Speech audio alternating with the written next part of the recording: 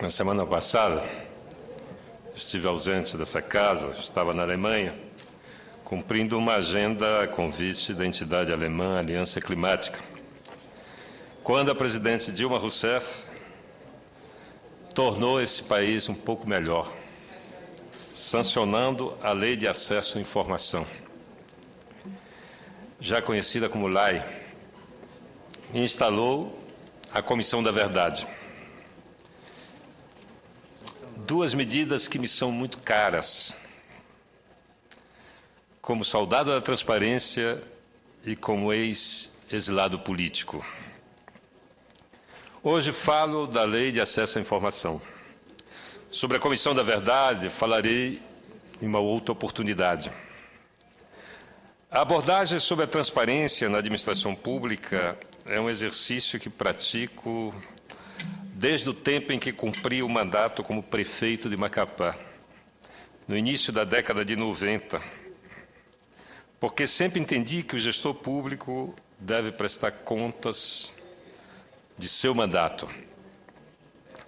Se os recursos advêm de taxas, contribuições e impostos arrecadados da população, nada mais justo do que a prestação de contas ser feita de maneira pública e transparente, para que os contribuintes saibam como está sendo aplicado o dinheiro que ele recolhe ao erário público. Como prefeito, implantei a transparência da execução orçamentária por meio de um outdoor colocado na porta da municipalidade. De um lado, as receitas discriminadas, de outro, as despesas detalhadas. Era um trabalho difícil, porque nós tínhamos que renovar uma vez por mês e era pintado à mão. Essa medida contribuiu para que, 2 anos depois de ter deixado a prefeitura de Macapá, fosse eleito governador do estado em 1994. Com a chegada da internet no Brasil, comecei a enxergar, a vislumbrar que a rede mundial de computadores poderia ser um meio eficiente a serviço da transparência pública. Tal ousadia e desafio compartilhei com os técnicos da empresa de processamento de dados do Amapá, que durante alguns anos estudaram, pesquisaram e finalmente descobriram que era possível fornecermos aos cidadãos uma prestação de contas da execução orçamentária em tempo real, pela bendita internet, por meio de um programa simples, um extrator de dados, que fez um link direto com o sistema de administração orçamentário e financeiro interno, direto com a internet.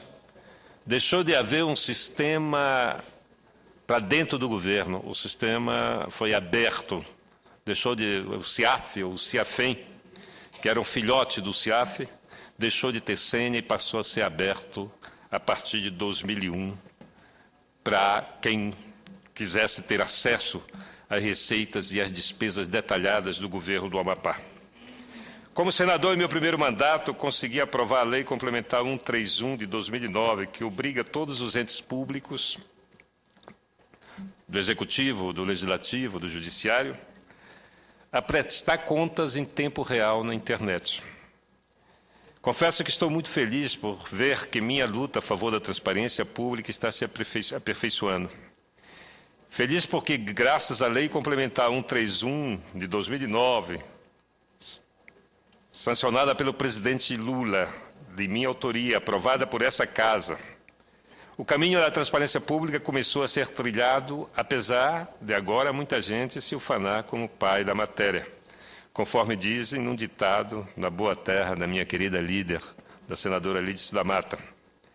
Lá de Berlim, acompanhei feliz pela internet o noticiário sobre o lançamento da Lei de Acesso à Informação, mas apreensivo com as declarações do Controlador-Geral da União, Jorge Arce, de que os estados ainda estão na pré-história no que diz respeito às ações para implementar a transparência dos dados públicos. A declaração do ministro Jorge Arce remete a uma constatação. Falta fiscalização para que tanto a Lei Complementar 131, a Lei da Transparência, do orçamento público quanto à Lei de Acesso à Informação seja aplicada por todos os entes públicos. Mas também remete a uma outra constatação. A imprensa, que durante muito tempo reclamou, e com razão, da falta de transparência da gestão do dinheiro público, tem hoje em mãos 2 leis de acesso às informações, mas não fiscaliza sua aplicação pelos 3 poderes da República. Isso fica claro pela declaração do ministro Jorge Argel. Aliás, me vem a lembrança que, em dezembro de 2003, ao mesmo tempo que tentava abrir os armários onde se escondiam os esqueletos dos gastos públicos, a imprensa omitiu o lançamento do primeiro portal da transparência do governo federal primeiro portal de transparência da execução orçamentária e financeira implantada no Ministério da Ciência e Tecnologia pelo então ministro Roberto Amaral, a partir do programa criado pelo governo do Amapá. A partir desse programinha, desse extrator de dados, o Ministério da Ciência e Tecnologia foi no banco de dados do CIAF e captou as informações em tempo real do Ministério da Ciência e Tecnologia e colocou na internet.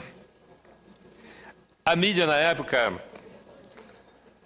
não acompanhou esse feito do ministro Roberto Amaral, assim como os órgãos de comunicação oficiais do governo brasileiro, que tinham a obrigação de divulgar o lançamento de tão importante ferramenta para o exercício da cidadania.